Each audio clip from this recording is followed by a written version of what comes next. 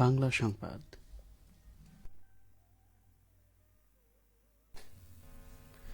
আসসালামু আলাইকুম। বাংলাদেশ বেতার রাজশাহী স্থানীয় সংবাদ পড়ছি শাহনা পারভীন। রাজশাহী মহানগরীতে সাম্প্রদায়িক সম্প্রীতি রক্ষা, আইনশৃঙ্খলা নিয়ন্ত্রণ ও নিরাপত্তা ব্যবস্থা নিশ্চিত করতে রাজশাহী মেট্রোপলিটন পুলিশের উদ্যোগে গতকাল মতবিনিময় সভা অনুষ্ঠিত হয়েছে। আরএমপি সদর দপ্তর কনফারেন্স রুমে আয়োজিত সভায় সভাপতিত্ব করেন পুলিশ কমিশনার মোহাম্মদ আবু সুফিয়ান। এ সময় তিনি জানান, গুজব প্রতিরোধ সহ যেকোনো প্রয়োজনে আরএমপি তথ্য ও সেবা কেন্দ্র চালু রয়েছে। হটলাইন মোবাইল 013200639999 এবং আরএমপি কন্ট্রোল রুম নম্বর 013200639998 যোগাযোগ করার জন্য অনুরোধ জানান তিনি। সভায় উপস্থিত ছিলেন রাজশাহী মহানগরীর হিন্দু বৌদ্ধ খ্রিস্টান কল্যাণ ফ্রন্টের সভাপতি অচিন্ত্য কুমার বিশ্বাস শান্টু, সাধারণ সম্পাদক অশোক কুমার সাহা, পূজা উদযাপন কমিটি, মন্দির কমিটি ও ইস্কন মন্দির কমিটির সভাপতি এবং সেক্রেটারি। রাজশাহী মেট্রোপলিটন পুলিশের সাইবার ক্রাইম ইউনিটের মাধ্যমে নভেম্বর মাসে উদ্ধার হওয়া ২০টি মোবাইল ফোন মালিকের নিকট হস্তান্তর করা হয়েছে। গতকাল আরএমপি সদর দপ্তরে অনুষ্ঠিত এক অনুষ্ঠানে পুলিশ কমিশনার মোহাম্মদ আবু সুফিয়ান উদ্ধার হওয়া এসব মোবাইল হস্তান্তর করেন। উদ্ধার হওয়া মোবাইল ফোনগুলো বিভিন্ন সময় রাজশাহী মহানগরীর বিভিন্ন এলাকা থেকে হারিয়ে যায়। এ সংক্রান্ত থানায় হারানো জিডি এন্ট্রি হয়। পরবর্তীতে আরএমপির সাইবার ক্রাইম ইউনিট তথ্য প্রযুক্তির মাধ্যমে বিভিন্ন এলাকা থেকে মোবাইল ফোনগুলো উদ্ধার করে। আগামী 10 থেকে 16 ডিসেম্বর পরিচালিত হতে যাচ্ছে চতুর্থ অর্থনৈতিক শুমারি। রাজশাহী সিটি কর্পোরেশনের জোন 2 এর সুপারভাইজার ও তথ্য সংগ্রহকারীদের 4 দিনব্যাপী প্রশিক্ষণ কর্মশালা গতকাল মহিষবাথান আদর্শ বালিকা উচ্চ বিদ্যালয় সভাকক্ষে আয়োজন করা হয়। উদ্বোধনী অনুষ্ঠানে প্রধান অতিথি হিসেবে বক্তব্য রাখেন রাজশাহীর বিভাগীয় পরিসংখ্যান কার্যালয়ের যুগ্ম পরিচালক আব্দুল হালিম।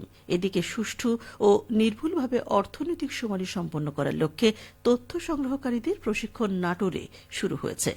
গতকাল থেকে শুরু হওয়া প্রশিক্ষণ আগামী 8 ডিসেম্বর পর্যন্ত চলবে। 32 জন জোনাল অফিসারের তত্ত্বাবধানে 32টি ভেন্যুতে আয়োজিত প্রশিক্ষণে 1053 জন গণনাকারী এবং 194 জন সুপারভাইজার অংশগ্রহণ করছেন।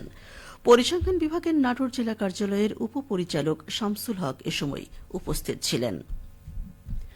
বগুড়ায় আজ থেকে 10 দিনব্যাপী শুরু হয়েছে বিসিক উদ্যোক্তা মেলা। সকাল 10টায় বগুড়ার মোহাম্মদ আলী হাসপাতাল মাঠে প্রধান অতিথি থেকে এই মেলার উদ্বোধন করেন জেলা প্রশাসক হোসনা আফরোজা।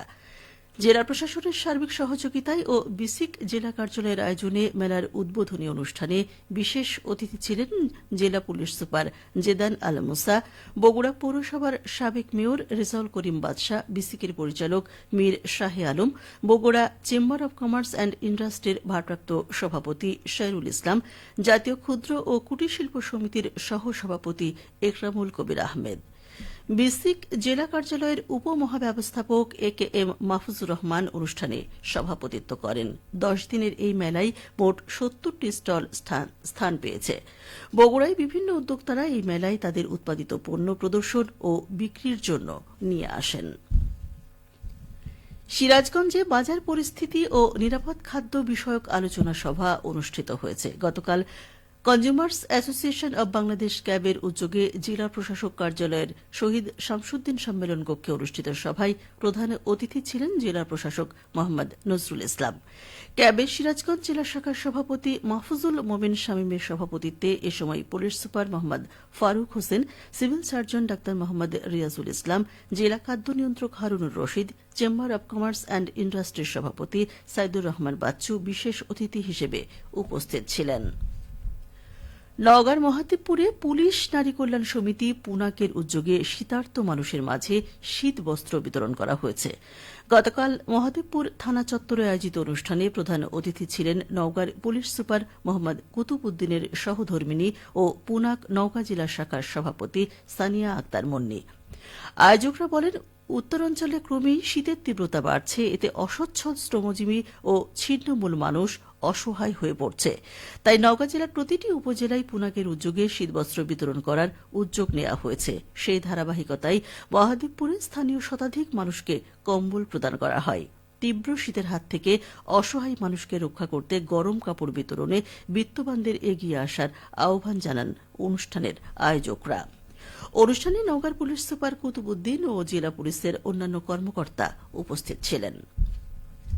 বগুড়ায় 1000 জন ক্ষুদ্র ও প্রান্তিক কৃষকদের মাঝে কৃষি প্রণোদনার বিনামূল্যে হাইব্রিড ধানের বীজ বিতরণ করা হয়েছে।